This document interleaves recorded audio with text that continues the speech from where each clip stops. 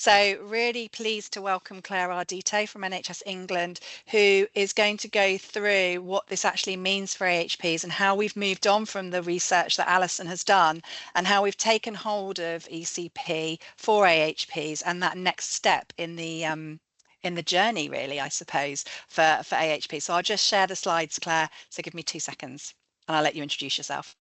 Thank you. Thanks, Amanda and colleagues, for inviting me to join your session today, and really delighted to see how many are on the call as well. So lots of interest in hearing about the work that we've been doing and developing for the AHP professions. So yeah, just to say, I'm Claire Arditto. I'm a physiotherapist, and I've been working in this role as the head of AHPs in NHS England nationally for since the beginning of the year, but was previously regional head of AHPs in the North East and Yorkshire, so some of you may know me from there.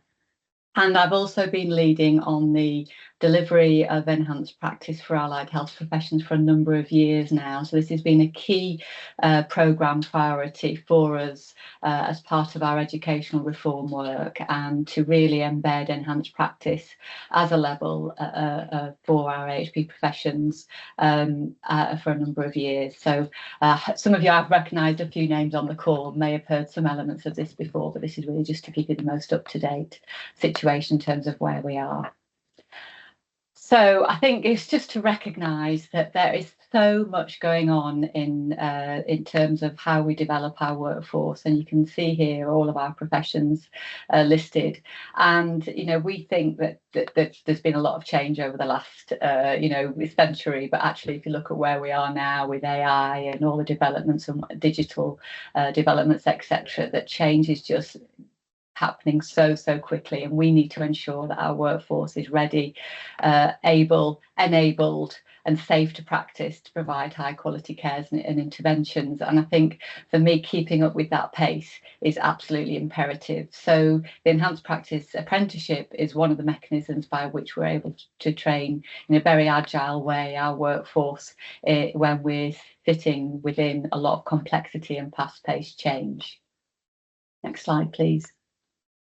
So I'm not going to go into this slide in much detail, but it's really just to recognise Alison's work, and we absolutely are grateful for all of that work, because that's really led us to where we are today in terms of really having some good evidence base for us to then start to progress the work for the allied health professions.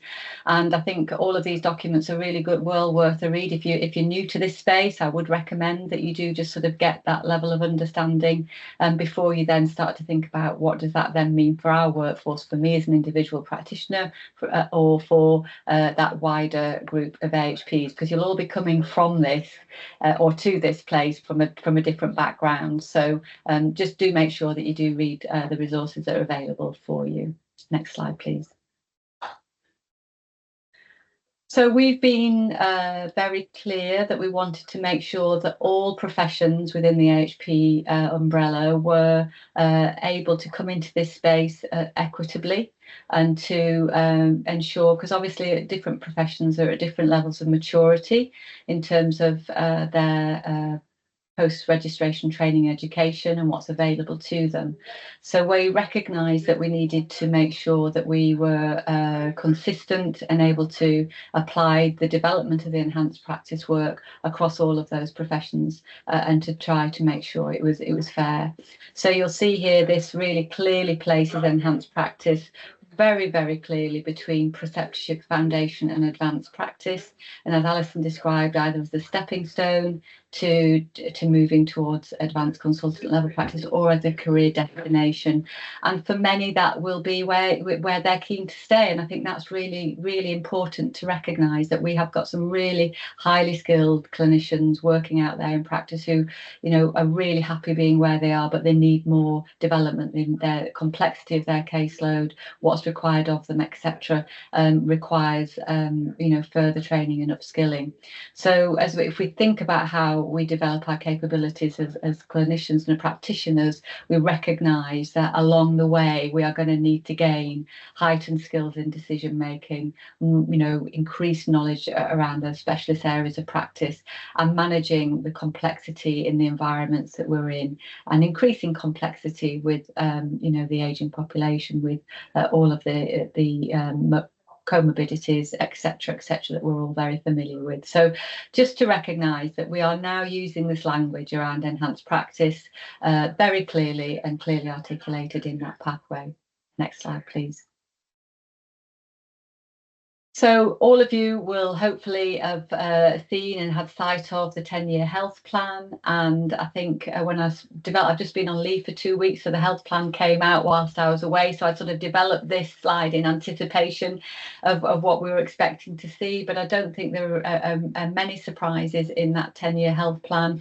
And I think, we're talking about this complexity and clinical risk aligned to the 3 shifts. So hopefully you're all aware of the 3 shifts. Analog to digital, hospital, community, and treatment to prevention.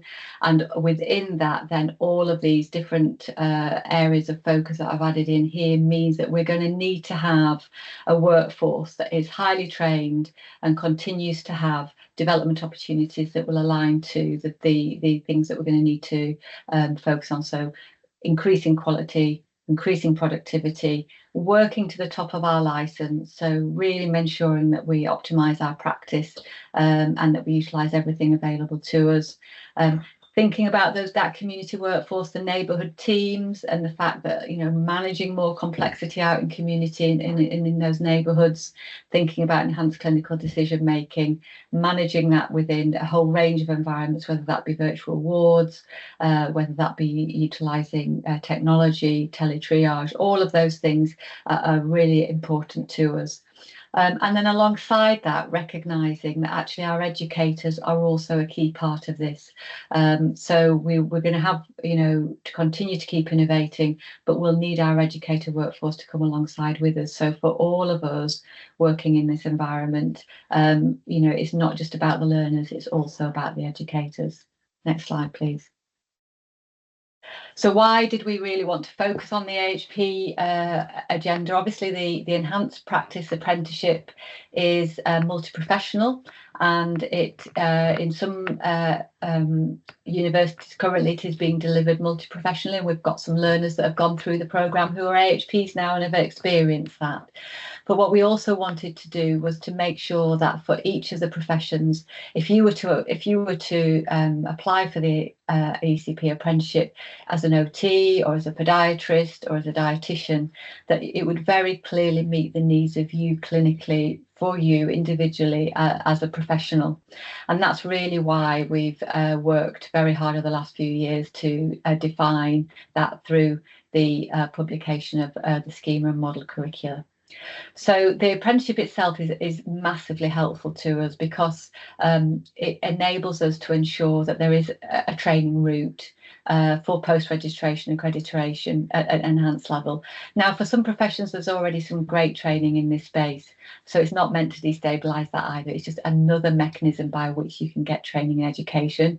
There are some professions where this is really definitely meeting the needs of there not being much available. So and also it's accredited, so it's not just a case of doing a weekend course here or there that doesn't have accreditation aligned to it. So I think that's quite important, isn't it, to if you're going through a formal training education process, that you actually know that you're going to get something accredited at the end of it. Obviously it's funded, so in this day and age where it's more difficult to get funding for training, what's not to like about having a funded training route, and it also is it's able to do lots of those maybe more difficult to train roles where perhaps potentially there just isn't something formally available just now, but actually through this apprenticeship the flexibilities of it allow for maybe more non-traditional roles. Next slide, please. So we've worked with a whole range of stakeholders to develop this document, which is available on the NHS England's Learning Hub, and it says 10 professions, but we've actually just recently got speech and language therapy on board as well. So we've now got 11 professions, so hot off the press. It'll be republished with 11, and the only professions that so far don't have a schema aligned to them are the orthoptists, and that's in process. That's currently being developed currently, and then the art, music, and drama therapies we're still outstanding. So we're now nearly there. Our ambition is to work through and obviously have this available for every single profession. And what this basically is a blueprint for each profession to say, aligned to the knowledge, skills, and behaviours of the apprenticeship standard, the core competencies and capabilities that are needed for that individual profession across the 4 pillars of practice are clearly defined. So if you were to choose a course that is profession specific, it will and it's been aligned to this schema. We've got a level of standardization, knowing that it should meet the needs of you as an individual. And that's across all 4 pillars of practice. So, recognizing it isn't just the clinical pillar we need to develop in this space, that, quality improvement, education, leadership are really key. And to really develop as a fully rounded practitioner, it needs to meet the needs across all 4 pillars.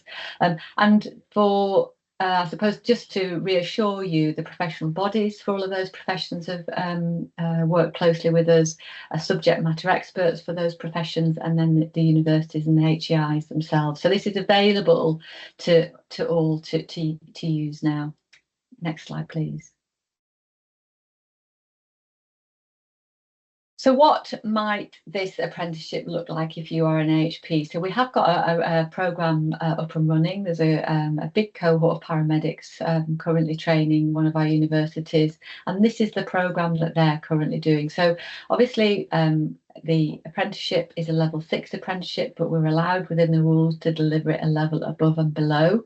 So when you register as an AHP, you trained at a level 6 academically, and we recognise that the ambition would be to support you to get more academic level training. So for the clinical element, and particularly the universities are keen to support progression and to provide academic credits.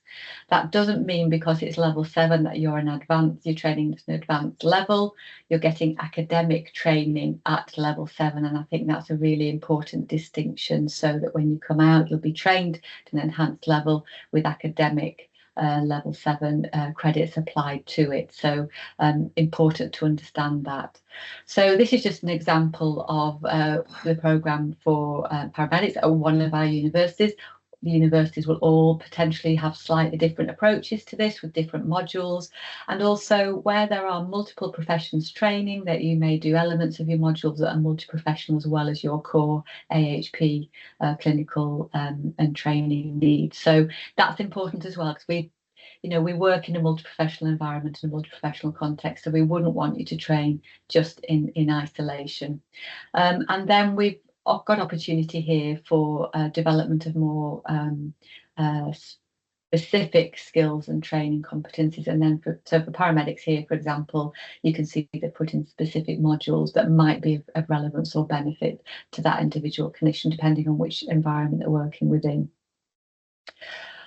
So for this year, for 2025-26, we are focusing on embedding the Enhanced Clinical Practice Apprenticeship with employers.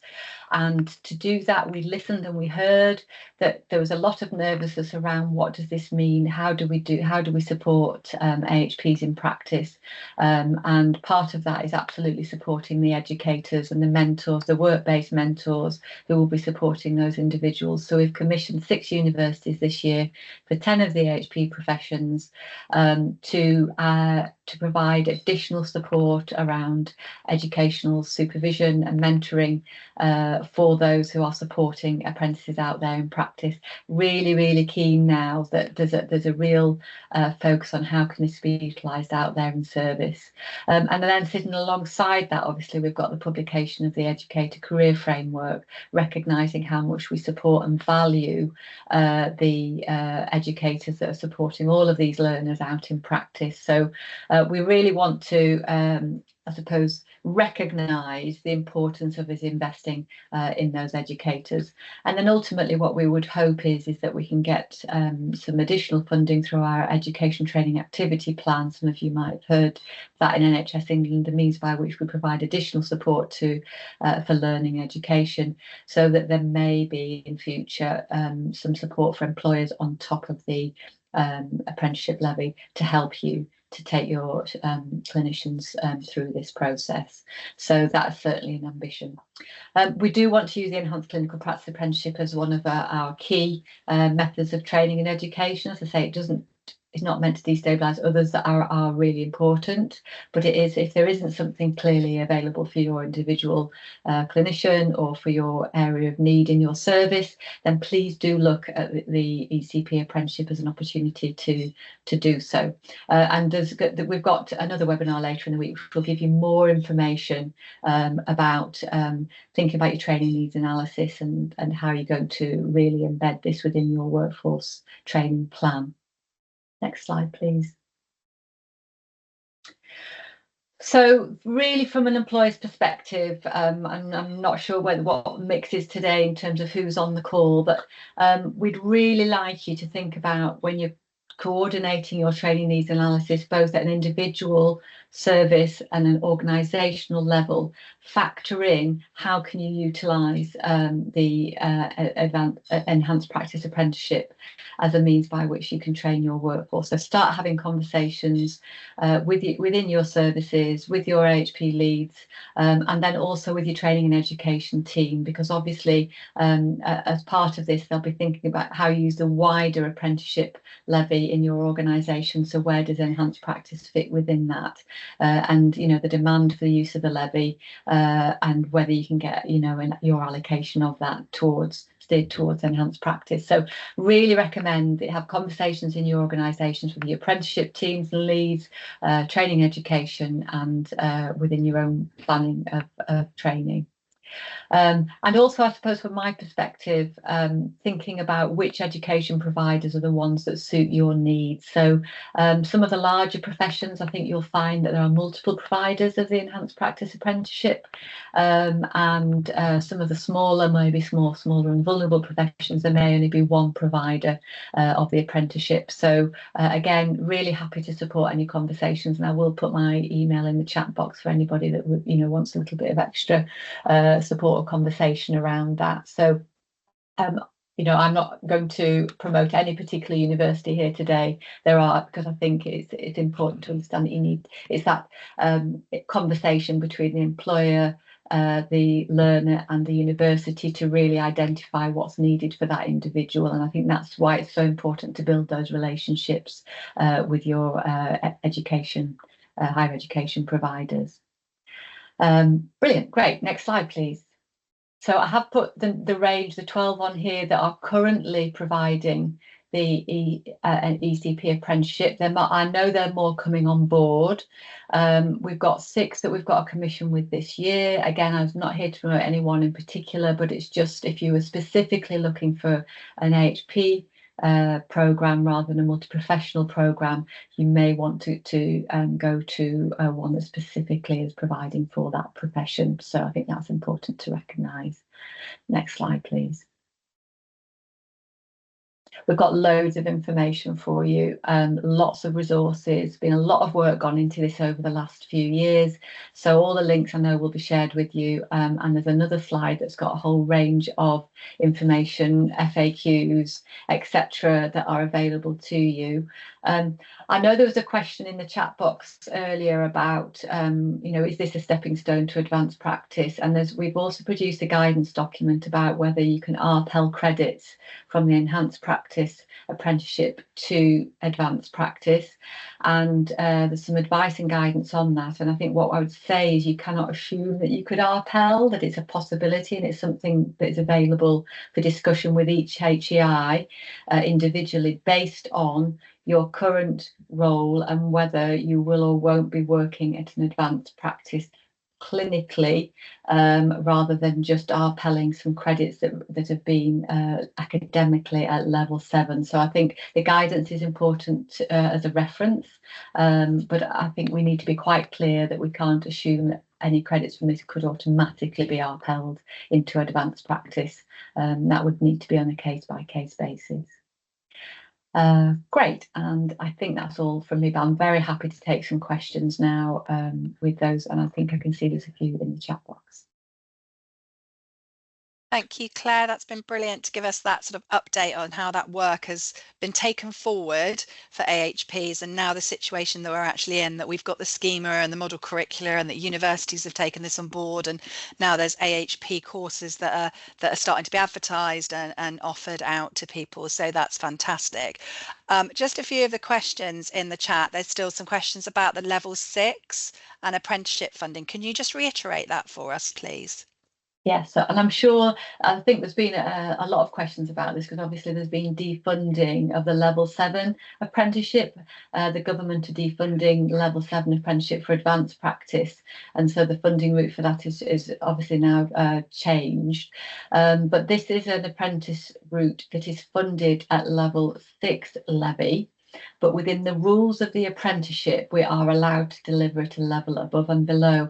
And actually, for some professions, it being delivered at level 6 is appropriate. So, for example, if we've got an individual ODP that came through the diploma route for training, it might be, once you have that, that skills review with the university, it may be relevant to do that at level 6. So I think it's not one size fits all in this space, but because within the rules of the apprenticeship standard we're allowed to deliver at a level above and below, there was a very strong view from feedback from employers as part of all our work around the schema that actually the academic element required would be relevant to apply academic credits on top of the apprenticeship. So and that would be really well received. So that was really why. So we're recommending that that's an option, but it doesn't have to be. It's not mandated, and it does still allow us to draw down the levy at level 6.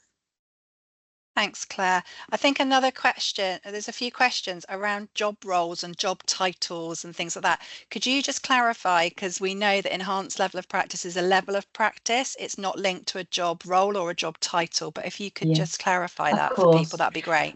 And I would say this is one of the big questions. I get a lot of emails. Should I be changing all my job descriptions to enhanced clinical practitioner? Should we be changing our role profiles and etc.? And this is a large proportion of the workforce when we look across, and we're not required to write business cases as we are for advanced practitioners. We're not creating a new role that will be required at the end of it. So this is really clear, a really key and clear point that we're making. Is a level of practice, and it relates to a multitude of different roles at a specialist level across the workforce, and there will be a whole range of titles that will either have the name of the profession in it or the area of practice in it, that will be still relevant to working at that level of practice. And that's why the schema is so helpful, because the schema very clearly articulate the capabilities in practice at that level, and they've been, as I say, approved and reviewed through the professional bodies and subject matter experts. So I think from my perspective, please don't worry if you think that you should have or you have already changed a role title. Is not necessary. It really isn't necessary, because this meets the needs across a range of a whole wealth of roles and specialist areas.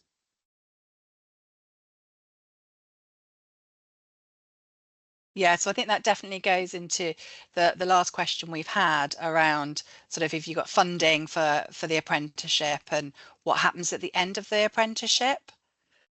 So in terms of, is that related to assessment, or what happens in terms of the role? So yeah, there's been a question about what would happen if the job doesn't exist in your trust, but these jobs aren't existing in trusts. So what would happen at the end of the apprenticeship for somebody? So that's down to the individual employer. It's absolutely down to the individual employer, and because we're not stating it's against any particular band either. So it might be that a service manager has got to decide that for all of their clinical workforce that are have moved out of preceptorship, have moved into that early specialist level training, that they want to put them through this training program, but that they're already in that role, but it's part of their development within their role. So it's a training and education need within the role that they're currently in.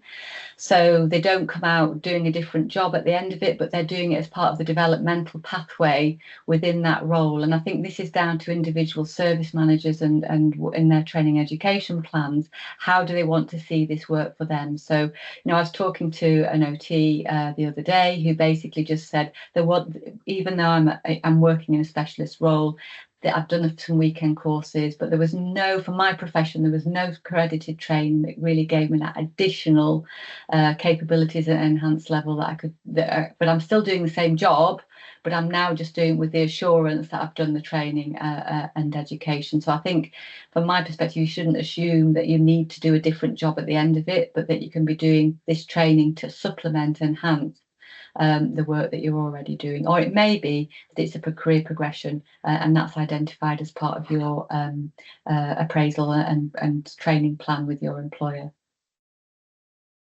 Thanks, Claire. There's a question in the chat just about HEIs, and Claire and Nadaf might join you on this one, is around sort of thinking about whether HEIs should be more consistent in their curriculum offering at ECP, and just saying that there's confusion with ECP and also with advanced practice. I'm just wondering what your thoughts are. Well, that was really why we developed the schema to avoid the confusion. And I think, and also when the advanced practice programs first came out, they were so generic that we were hearing that there were large numbers of AHPs coming out saying, I don't see how this is relevant to my practice. It was very nursing focused, etc. So we tried to take the opportunity very early on when this apprenticeship was published. It was accredited in May 2021, and we pretty much hot off the press got working to develop the schema so that we could avoid that genericism and absolutely articulate what we were expecting for each of the HP professions. Now, what the HEIs that are using this, they're using the scheme as part of their validation processes to ensure that when they get their programs validated, they've clearly aligned them, and that's their evidence base. Their evidence base is utilising the capabilities within the schema. So that was the ambition. The ambition was to really make this available to the HEIs to help them with their validation of programs and to, for quality purposes, try and standardise. I'll let you come in, Claire. I'm sure you've got a view. Yeah, thanks. And I think just to add to that, and you're so right, Claire, because actually for example, we went for 4 of the schema, so there's 11 as of today. It's glad to hear the speeches are ready. That actually the schema were really instrumental in deciding actually what our programme looked like, because we mapped against 4 of the schema, which gave us the sort of curriculum map. And I think the really difficult thing, Karen, for HEIs is that actually we all have very different ways of accrediting things, size of our modules or units, and how many credits. We have different assessment strategies. We have different education strategies. Some of the people are delivering online, some are doing blended learning, some are face-to-face. So you could never really specify a curricula to universities that everyone would adopt, because that probably wouldn't work. And we don't do that. If you think about pre-registration AHP education, we don't do that. So we have our mapping against HCPC criteria, professional body criteria, and we create programs. I actually like that we're not all doing the same curriculum, because it puts us in a way in competition with each other, but it also allows you to say, well, actually the program there probably doesn't suit my workforce or my needs, but the program there does. So I think having that professional license is really important in education, and particularly in apprenticeships. which we know should map against the individual as well as what your workforce needs are. And that is the importance of that conversation, isn't it, between the employer and the HCI in terms of what's needed for their individual workforce. I've just noticed a couple of queries around can part-timers do this over a longer period? So it's 12 to 18 months, depending on the individual learner and the programme as it's defined by each of the HEIs.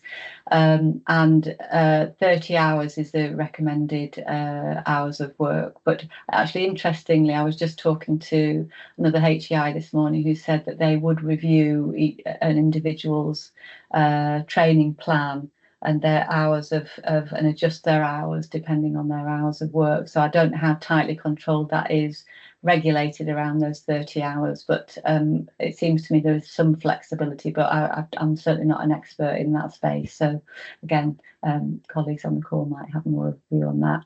And I think the main thing is that it's up to 18 months. So the endpoint assessment, etc., obviously needs to be completed and signed off within that time frame. Thank you, Claire. And there's also a question about, so is there a different ECP course for each profession?